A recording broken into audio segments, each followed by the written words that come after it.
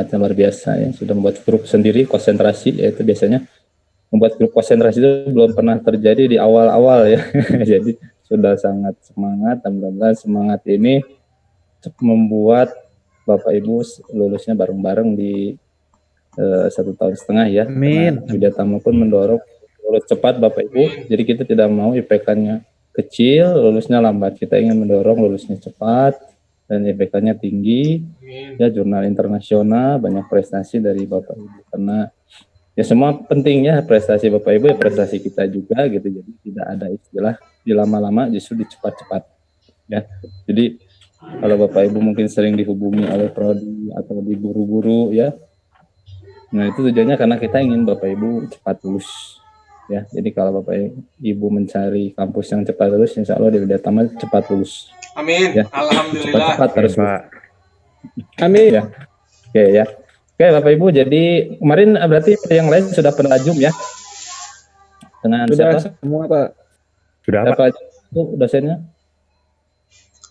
Kemarin Ibu Dr. Bu Rahmawati, Artarina, Pertarina. Bu Dede, dan Mariana Uwa Pak. Rahmawati, Uwa. Oke ya, udah nilainya A semua kayaknya cuma. Amin. Amin. Amin. Pak Rizal juga insya Allah. Amin. Amin. Ya.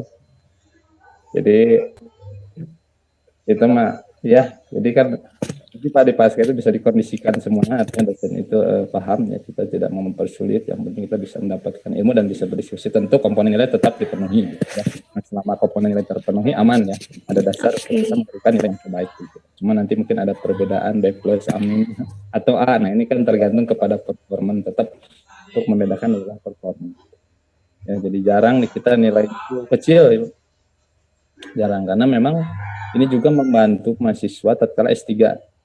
Jika kita akan ke negeri, Bapak Ibu, maka IPK-nya minimal 3,5.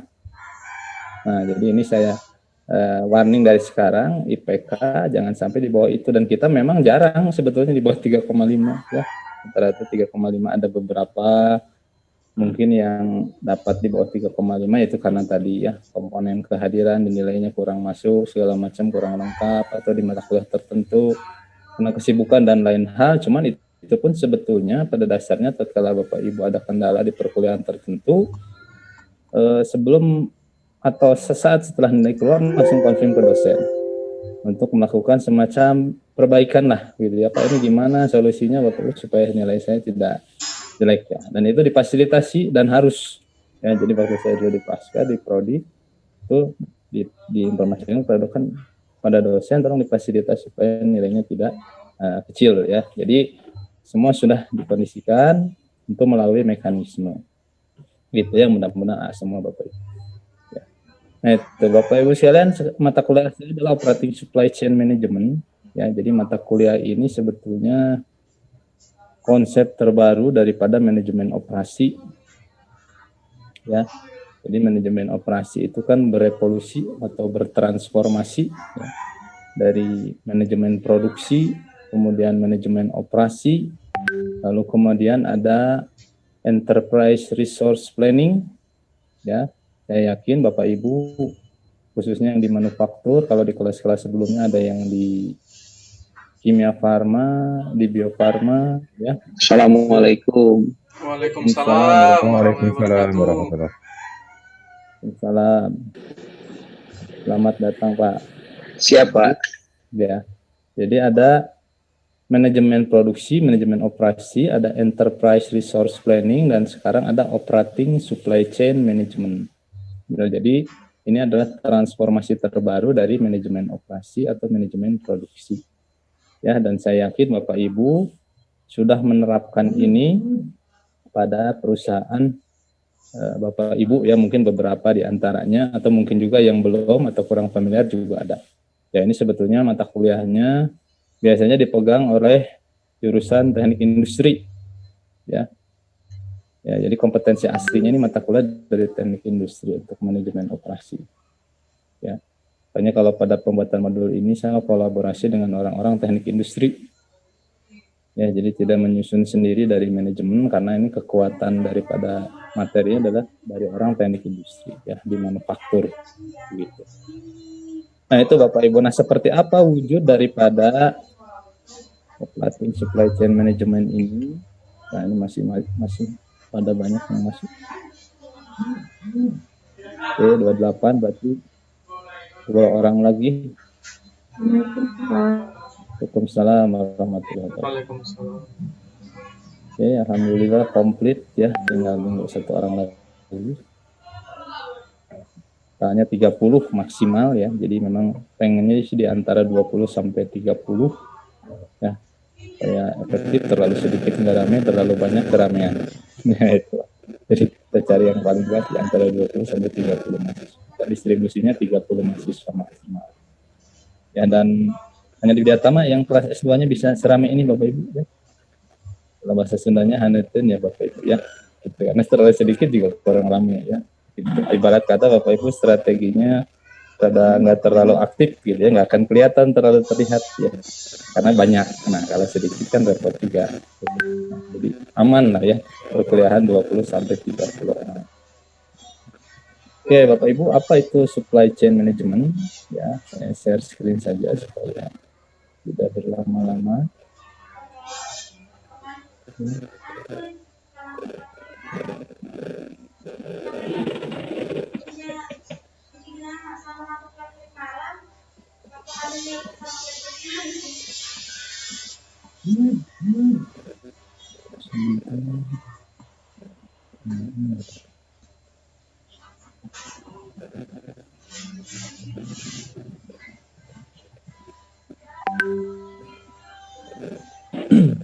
Nah, ini Bapak Ibu ya. Jadi supply chain management ini sebetulnya konsep di mana perusahaan ya, ingin mengintegrasi ya Bapak Ibu bisnis prosesnya ya. Jadi mengintegrasikan baik secara integrasinya itu secara sistem informasi sebetulnya Bapak Ibu.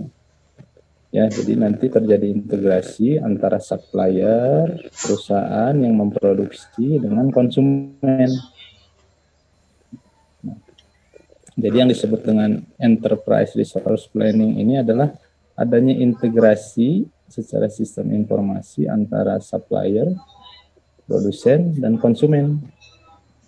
Nah, kalau operating supply chain management itu adalah adanya integrasi antara supplier dengan supplier, dengan perusahaan, dengan konsumen, dengan konsumennya konsumen. Jadi terjadi integrasi Bapak Ibu. Ya, analoginya sederhana, contohnya sederhana, misalkan begini.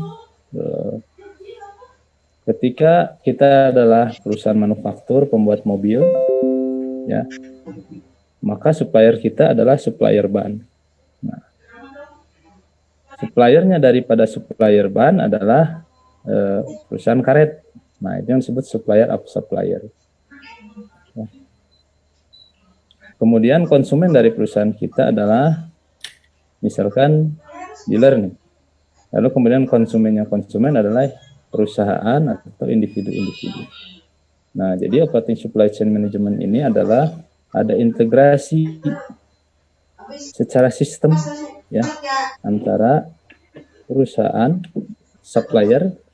suppliernya supplier, konsumen, dan juga konsumennya konsumen ya. Nah, itu jadi itu yang disebut operating supply chain management. Jadi ingin ada integrasi. Nah, aplikasi-aplikasi untuk mengintegrasikan ini banyak ya. Ada namanya SAP, mungkin Bapak Ibu sudah kenal. Ya, tahu. Ada yang namanya Axapta, ada yang namanya Oracle. Ini aplikasi-aplikasinya ya untuk mengintegrasikan antara itu tadi suppliernya supplier dengan supplier, dengan perusahaan, dengan konsumen, dengan konsumennya konsumen. Nah, itulah Bapak Ibu konsep daripada operating supply chain management. Jadi kalau kita adalah konsumen atau konsumennya konsumen, ketika kita memerlukan mobil 20 itu langsung nyambung ke itu dealer tadi ya. Nanti dari dealer langsung ke manufaktur, dari manufaktur nyambung ke supplier, nyambung ke suppliernya supplier. Jadi terkalkulasi secara otomatis. Ya, ibarat kata konsumen itu memerlukan mobil 1000 unit,